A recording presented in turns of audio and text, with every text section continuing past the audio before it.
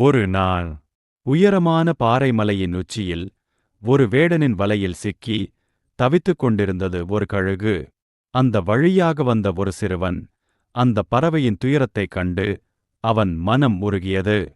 நான் இதை காப்பாற்ற வேண்டும் என்று அவன் எண்ணினான். சிறுவன் கத்தியை எடுத்துக்கொண்டு அந்த வலையை மெதுவாக அறுக்க முயன்றான். ஆனால் திடீரென பயந்து துள்ளிய கழுகு அவனை அச்சத்தில் ஆழ்த்தியது. அவன் பயப்படவில்லை. மீண்டும் முயன்றான். பயப்படாதே, நான் உன்னை காப்பாற்றுகிறேன். இறுதியில் வலை அறுக்கப்பட்டது. அந்த கழுகு வானத்தை நோக்கி பறந்தது. சுதந்திரத்தை மீண்டும் பெற்றது.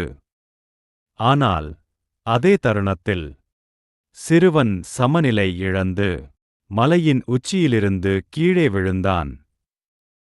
அந்த குரலைக் கேட்டு விடுதலை பெற்ற அதே கழுகு மின்னல் வேகத்தில் பறந்து வந்து சிறுவனை தனது வலுவான இறக்கைகளால் பிடித்தது. அவனை தரையில் பாதுகாப்பாக இறக்கிவிட்டு அன்பு முத்தம் கொடுத்து நன்றி சொல்லி பறந்து சென்றது கழுகு.